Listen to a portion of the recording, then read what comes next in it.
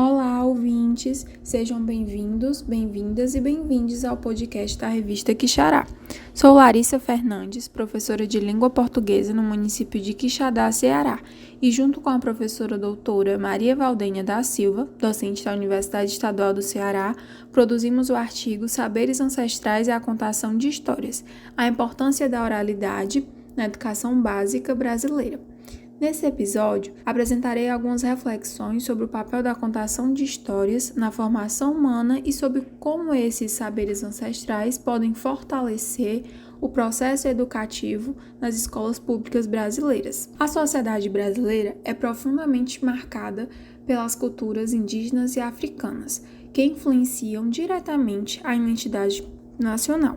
Contudo, como nós sabemos, a presença dessas tradições é frequentemente marginalizada nos currículos escolares, resultando numa falta de valorização da diversidade cultural.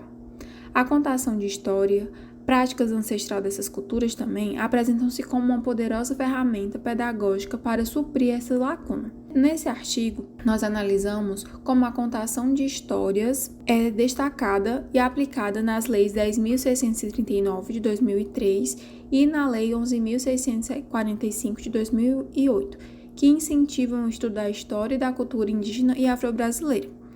Nós avaliamos como essas leis têm promovido a valorização da herança cultural e como a contação de história pode integrar esses saberes no ambiente escolar. A nossa pesquisa também apoia-se em contribuições de estudiosos da área, como Jade de Sá, 2021, Maria Lúcia Lima, de 2029 e Ayrton Krenak, de 2019, que enfatizam a importância dessa prática na manutenção da identidade cultural e na conscientização ambiental.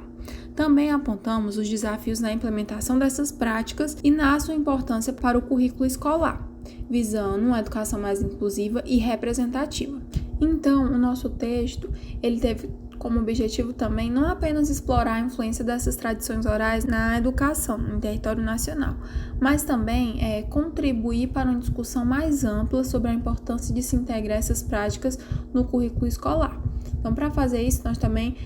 buscamos promover uma educação que promova a diversidade cultural como elemento central na formação dos estudantes e das estudantes no Brasil. Como parte do percurso metodológico do nosso artigo, nós situamos também a importância da pesquisa, principalmente com o levantamento de bibliográficos e científicos em base de dados, como o acadêmico, o catálogo de teses e dissertações da Coordenação de Aperfeiçoamento Pessoal, na CAPES, e também a partir de marcadores, palavras, chaves no Google, como contação de histórias indígenas, influências indígenas na educação brasileira e educação infantil e a contação de história como um todo, a fim de tornar viável a investigação de fatores históricos, conceituais e poéticos da influência indígena e sua didática no ensino. Também, como profissionais de educação, nós nos situamos também na condição de mulheres brancas e reconhecemos que o processo de branqueamento e segregação foi feito pela invasão dos portugueses ao Brasil, tendo como alvo os povos originários e influenciando a configuração do nosso país em todas as instâncias. Então, se hoje nós podemos pesquisar sobre essa temática por meio de escritores e escritoras indígenas, africanos ou africanas, que teorizam, com lugar de fala sobre narrativas históricas e a prática dos seus povos, nós também devemos aqui situar a resistência e as lutas diárias que os seus ancestrais enfrentaram e que eles continuam enfrentando. Na seção de marco teórico, nós trouxemos como parte da discussão também a construção da oralidade e a sua importância para as amplas culturas já citadas anteriormente. Como base na nossa discussão, nós utilizamos uma citação de Marcuse, 2013, na página 17, em que diz o seguinte: a oralidade encontra-se presente na vida do ser humano nas mais diversas situações de interações na sociedade. Sob o ponto de vista mais central da realidade humana, seria possível definir o homem como um ser que fala e não como um ser que escreve. Ou seja, a fala ela apresenta um papel fundamental na construção humana. Entretanto, nós não devemos considerar a fala como superior à escrita, uma vez que tanto a escrita como a oralidade são práticas significativas para a perpetuação da língua, o compartilhamento de semelhanças e o seu funcionamento. Então, cada uma mantém essa relação de igualdade no sentido de estarem mutuamente ligadas. Mas há de destacar que a oralidade já é uma marca importante na transmissão de conhecimentos em sociedades letradas e não letradas, Então, nesse sentido, também importante dizer que em culturas, e em várias regiões do mundo, em especial na África, ainda apresentam comunidades ágrafas e muitas das línguas ali faladas somente têm falante e usuários delas, no continente africano, que aqui nós reconhecemos como o coração do mundo, o berço da humanidade. Consoante Lima, uma das teóricas que nós também utilizamos e citamos aqui no nosso trabalho, reafirma que em solo nacional, nossos povos tradicionais têm na palavra falada a base da transmissão de seus conhecimentos ancestrais, mitos, valores culturais e práticas espirituais individuais e coletivas, que se perpetuam geracionalmente, especialmente em rituais que conferem significado e contexto às histórias contadas, promovendo a coesão social e reforçando a identidade cultural. A escola no Brasil, hoje, respeita e repercute esses saberes, mas nem sempre foi assim, muito pelo contrário. Nos últimos anos, tem havido um esforço crescente para abordar a questão de gênero, de raça, etnia e deficiências no geral no ambiente escolar, visando a formação de uma sociedade mais consciente das desigualdades e das necessidades de inclusão de todos os estudantes. No entanto, essa realidade também não é homogênea e apresenta variações significativas e dependendo da região onde a escola está inserida, de sua gestão, e os recursos que nela estão disponíveis. Há de mencionar que iniciativas que valorizam a oralidade, como oficinas de contação de histórica, de práticas de escutativa, têm surgido como formas de integrar essas ricas tradições culturais nas salas de aula, promovendo a educação respeitosa e consciente. Como parte dos resultados e da discussão, tem uma seção que nós intitulamos como a influência dessas culturas indígenas e africanas na educação brasileira por meio da contação de histórias, Já como foi falado anteriormente, da importância da contação de história e como esse hábito ele nos acompanha desde o início da humanidade. Segundo o Ministério da Educação, MEC, a partir do Guia de Orientações e Ações para a Educação das Relações Étnico-Raciais, no ano de 2026,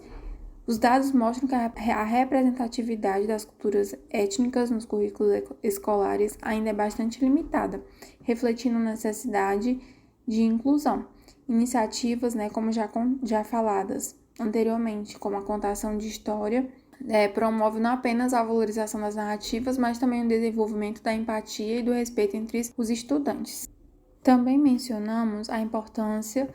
em que os documentos normativos, em especial a BNCC, a Base Nacional Comum Curricular, trouxe novos conceitos e objetivos para o ensino da oralidade, corroborando para a instrução desta a partir das práticas sociais, não mais marcadas pelas diferenças e semelhanças entre fala e escrita. Então, a BNCC ela refaz a questão da oralidade no ensino. Na página 61 deste mesmo documento, traz como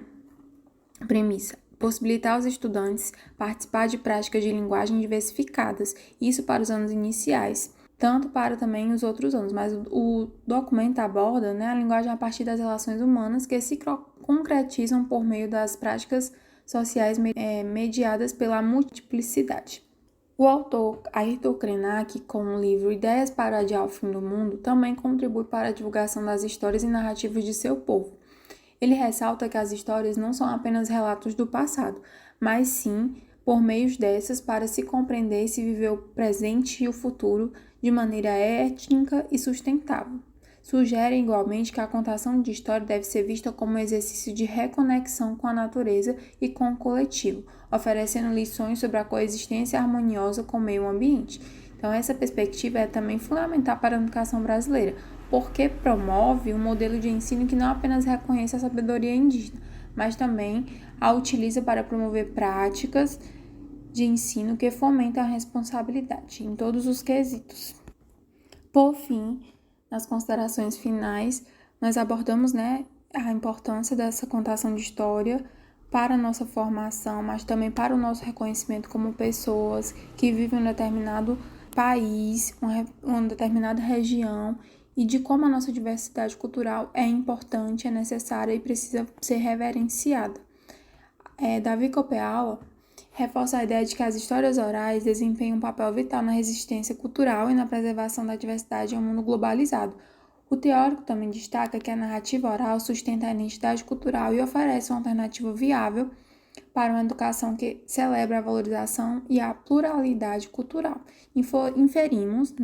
portanto, que a contação de histórias é uma ferramenta pedagógica valiosa que pode preencher lacunas consideráveis no sistema educacional brasileiro. O presente estudo, por hora nós findamos, mas nem de longe esse tema se esgota, pelo contrário, incita, na verdade, que novas pesquisas possam ser realizadas sobre esse mesmo objeto de investigação. Nesse sentido, esse episódio é um convite para que professores e professoras reconheçam na oralidade um caminho de resistência e de reconstrução do conhecimento. Que cada história contada em sala de aula seja uma semente plantada, uma forma de fazer florescer o saber que vem da vida.